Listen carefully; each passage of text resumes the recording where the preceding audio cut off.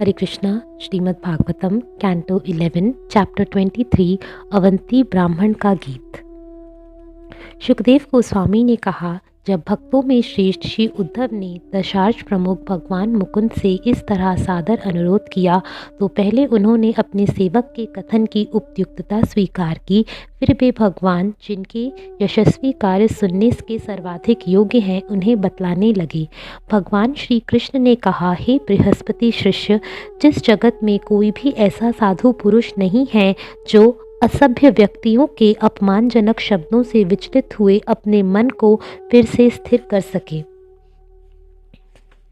पैने बाण छाती को भेद कर हृदय तक पहुंचकर उतना ही कष्ट नहीं देते जितने कि असभ्य पुरुषों द्वारा बोले जाने वाले कटु अपमानजनक शब्द रूपी तीर जो हृदय के भीतर तक धंस जाते हैं।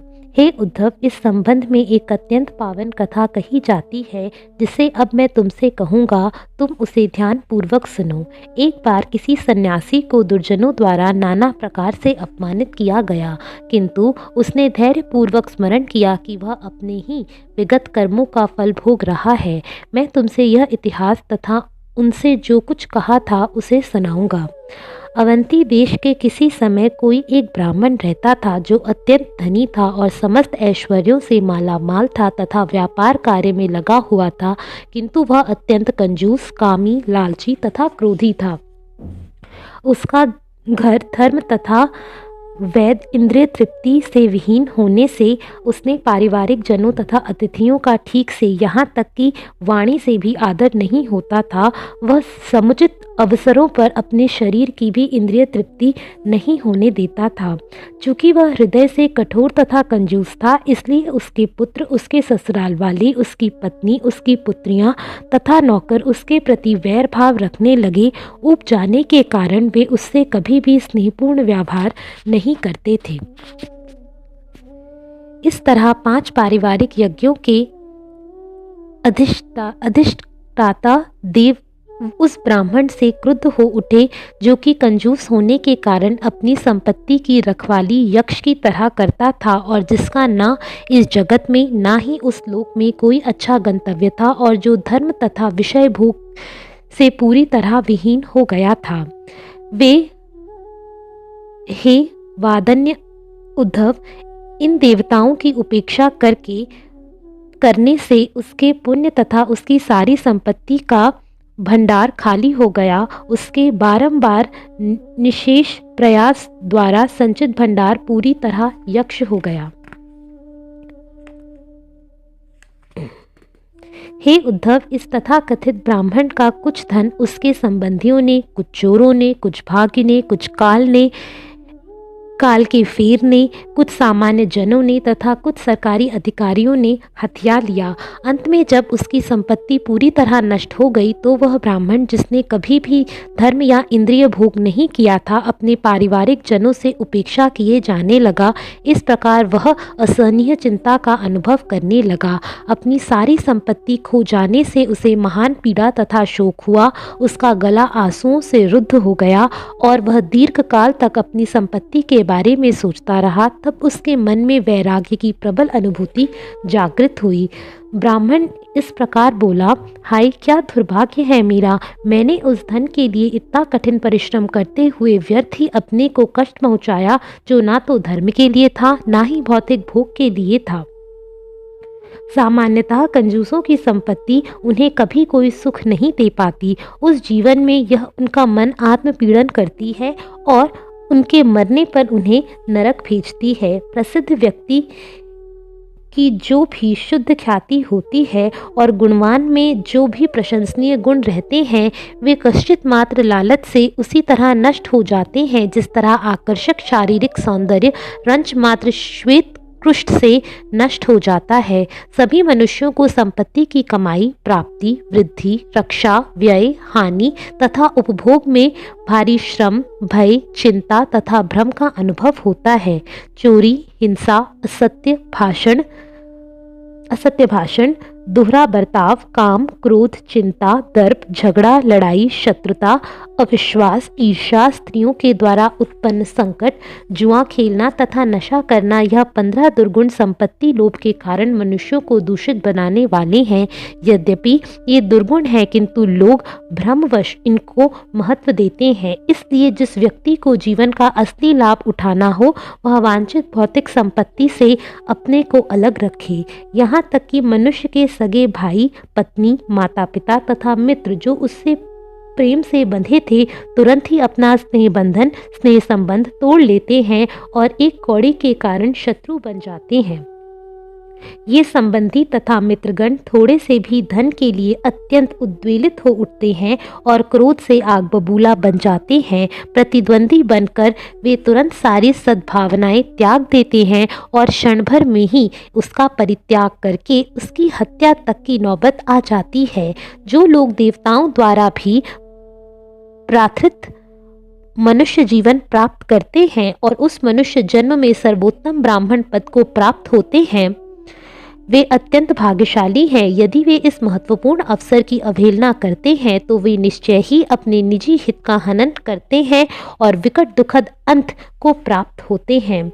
ऐसा मर्त व्यक्ति कौन होगा जो इस मनुष्य जीवन को, जो कि स्वर्ग तथा मोक्ष का द्वार है, प्राप्त करके भौतिक संपत्ति रूपी व्यर्थ के धाम के प्रति अनुरक्त होगा। जो व्यक्ति अपनी संपत्ति को उचित भागीदारों, देवताओं, ऋषियों, पितरों तथा सामान्य जीवों में तथा अपने निकट संबंधियों, ससुराल वालों और स्वयं में वितरित नहीं कर देता, वह मात्र यक्ष की तरह अपनी संपत्ति को बनाए रखता है और अधोगति को प्राप्त होगा।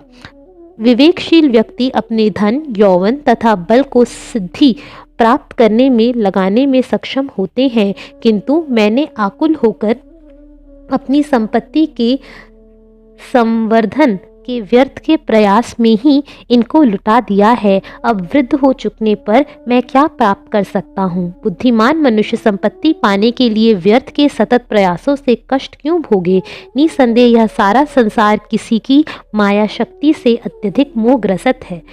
जो व्यक्ति मृत्यु के चंगुल में जकड़ा हो, उसके लिए धन या उस धन को देने वाले, इंद्रिय तृप्ति अथवा इंद्रिय तृप्ति प्रदान करने वाले या किसी प्रकार का सकाम कर्म जो उसे उस भौतिक जगत में फिर से जन्म दिलाए, इन सब से क्या लाभ है? समस्त देवों से युक्त भगवान हरि अवश्य ही मुझ पर प्रसन्न हैं। उन्होंने ही मुझे इस कष्टतम स्थिति तक पहुंचाया है और वैराग्य का अनुभव करने के लिए बाध्य कर दिया है, जो इस भवसागर को पार कराने की नाव है।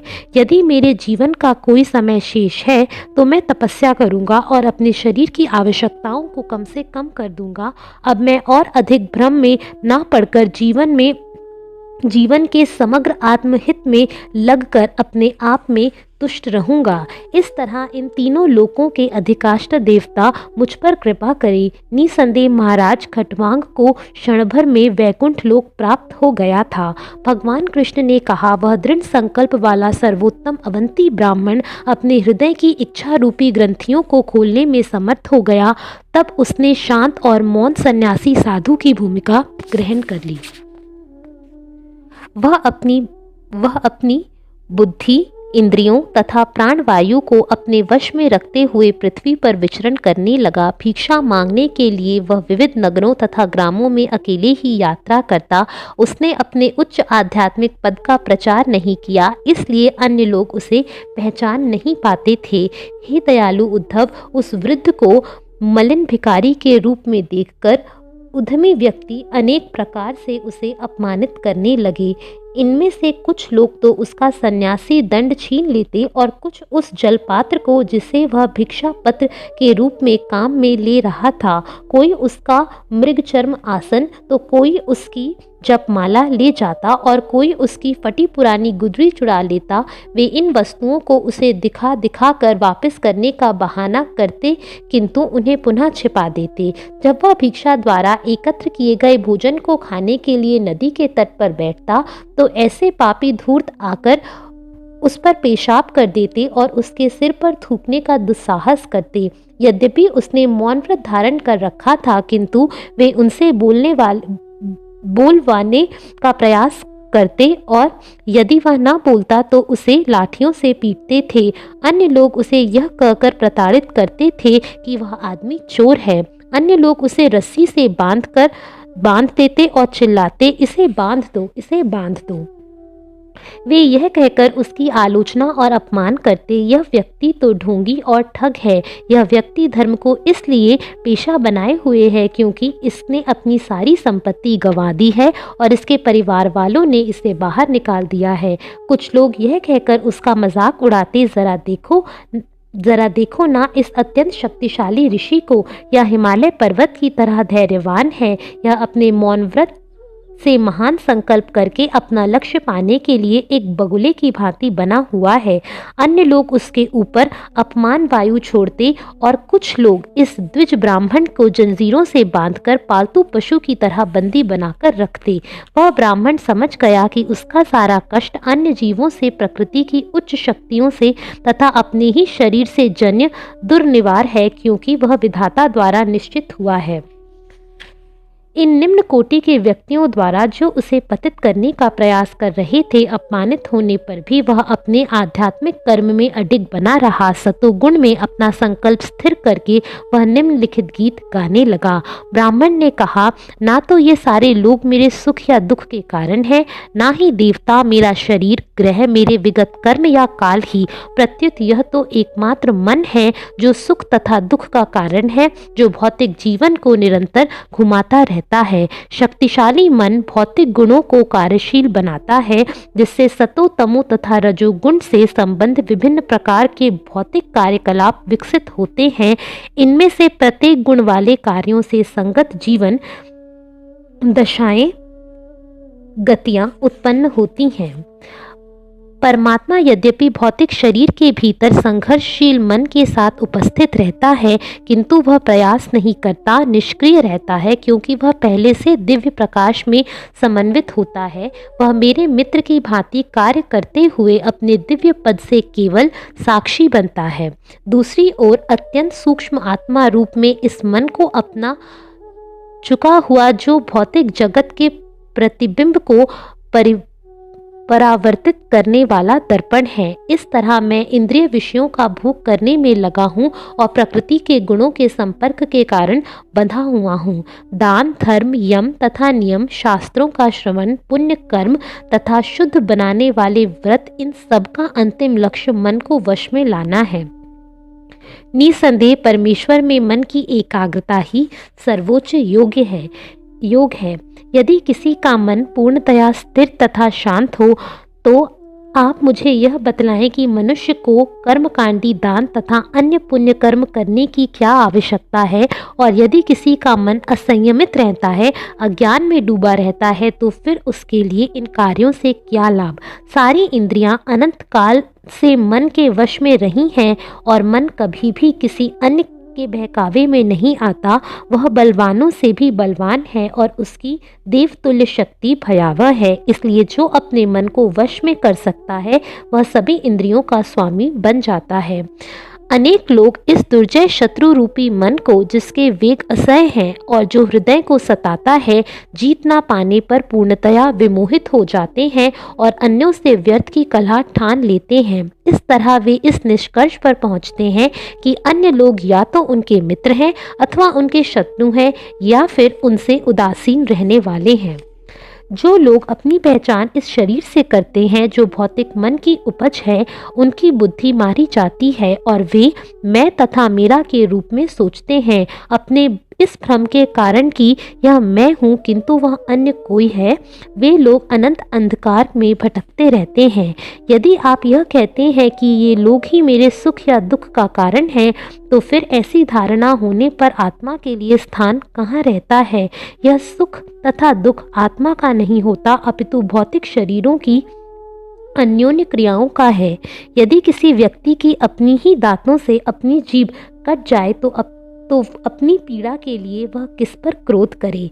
यदि आप यह कहें कि शारीरिक इंद्रियों के अधिकाष्टा देव दुख के देने वाले हैं, तो भी ऐसा दुख आत्मा पर कैसे लागू हो सकता है? यह कर्म करना तथा उसके द्वारा प्रभावित होना परिवर्तनशील इंद्रियों तथा उनके अधिकाष्ठा देवों की अन्योन्य क्रिया मात्र है। यदि शरीर का कोई अंग दूसरे अंग पर आक्रमण करे तो उस शरीर का धारक व्यक्ति किस पर क्रोध करे?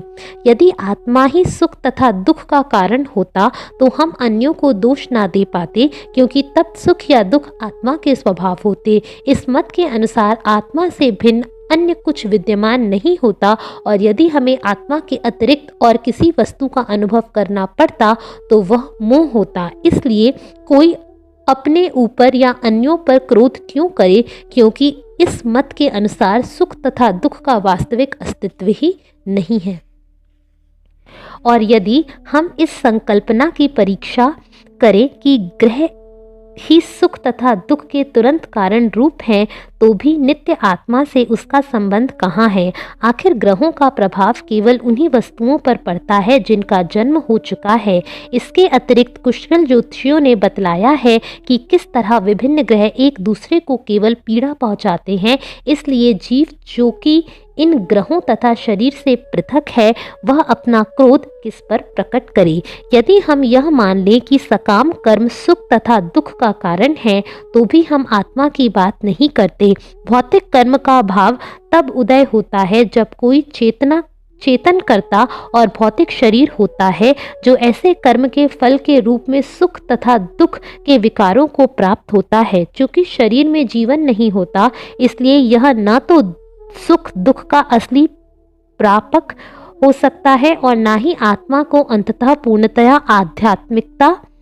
आध्यात्मिक है और शरीर से पृथक रहता है। चूंकि कर्म का ना तो शरीर पर ना ही आत्मा पर कोई परम आधार है, तो फिर कोई किस पर क्रोध करे?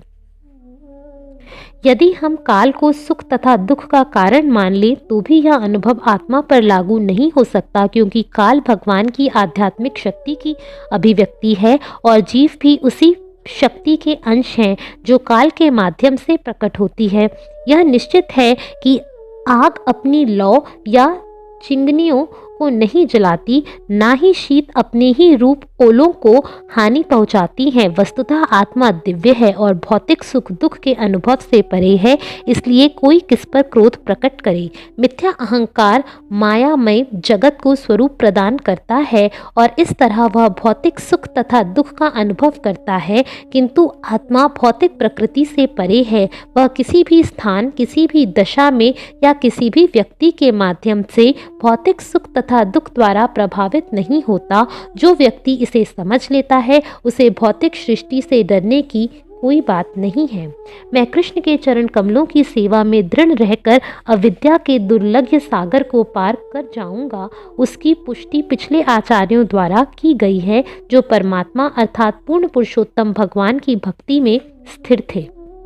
भगवान श्री कृष्ण ने कहा, अपनी संपत्ति नष्ट होने से इस तरह विरक्त हुए इस साधु ने अपनी खिन्नता त्याग दी। उसने संन्यास ग्रहण करके घर त्याग दिया और पृथ्वी पर विचरण करने लगा। वह मूर्ख धूर्तों द्वारा अपमानित किए जाने पर भी अपने कर्तव्य में अविचलित बना रहा और उसने यह गीत गाया, मनुष्य का अपना ही मानसिक भ्रम आत्मा को सुख तथा दुख का अनुभव कराता है, अन्य कोई नहीं।